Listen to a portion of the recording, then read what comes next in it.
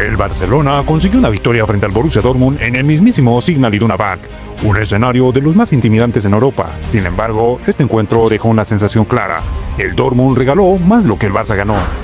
El partido terminó 2-3 con un Ferran Torres inspirado que evitó el desastre y maquilló un encuentro lleno de polémicas y desconexiones defensivas que solo el relato azulgrana podría transformar en épica.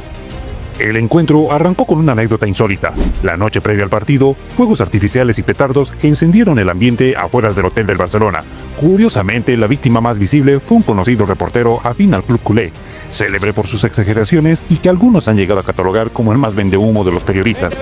Literalmente salió corriendo ante el ruido, mientras las redes no tardaron en convertirlo en protagonista de burlas y memes. Ya en el partido, el Dortmund decidió imponer su ritmo. Durante los primeros 15 minutos, los alemanes rozaron el gol en varias ocasiones, y aunque Lamine Yamal intentó destacar con su característico regateo, Rafinha se encargó de desperdiciar una ocasión clarísima de cara a portería. El brasileño estuvo más cerca de frustrar a los suyos que de convertirse en héroe. En el segundo tiempo, la historia cambió rotundamente. Pedri lideró un contraataque letal que culminó en el gol de Rafinha al minuto 52, quien, a pesar de sumar 17 goles en esta temporada, dejó más dudas que certezas con su actuación. El marcador se igualó pronto gracias a un penal cometido por el joven Cubarsí, quien parece no haber entendido que la Liga de Campeones no es la Liga Española, donde esas acciones muchas veces pasan inadvertidas. Guirassy convirtió sin problemas para el 1-1.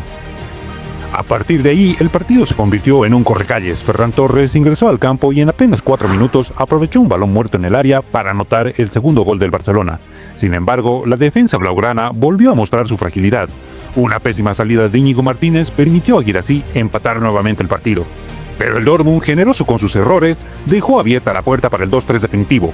Pedri condujo un contragolpe y Lamine Yamal asistió a Ferran, quien firmó su doblete, quienes lo celebraron con una exageración tan desmedida que en redes sociales un usuario resumió el sentimiento general con un tuit acompañado de la foto del festejo. Increíble lo de esta gente, hombre.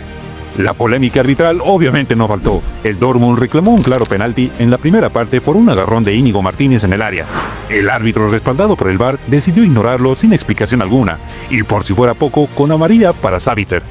Tanto fue el descaro que hasta la propia transmisión, culé por cierto, no daba crédito a lo que veían. Me alegra que en este sentido no aparezca el VAR para poner una pieza al árbitro, porque esta jugada a cámara lenta, vamos a observar que si la hacen estos equipos españoles nos enfadamos, ¿no? Bueno, pero es que el fútbol, Carlos, es así, hay jugadas grises. Más adelante, en la jugada previa al segundo gol del Barcelona, un toque de mano del jugador del Barcelona, que tampoco fue revisado por el VAR ni por el árbitro. Lo de siempre, vaya. Y como guinda del pastel, el MVP del partido fue otorgado a Lamine Yamal por una asistencia, un gesto que solo se puede explicar por el dinero invertido en el marketing alrededor del joven jugador. ¿De verdad era para tanto? El Dortmund se marcha con la sensación de haber perdido el partido por sus propios errores, mientras el Barcelona celebra con una exageración que raya en lo teatral. Porque sí, ganaron, pero lo hicieron a costa de errores rivales, y claro, como no, con polémicas de por medio. El Barcelona suma 3 puntos importantes que lo colocan segundos en la tabla, pero la realidad es que esta victoria no despeja dudas. ¿Cuánto más podrán sostenerse con errores ajenos y polémicas arbitrales? Por ahora, el estadio del Dortmund fue un escenario que expuso tanto fortalezas como debilidades.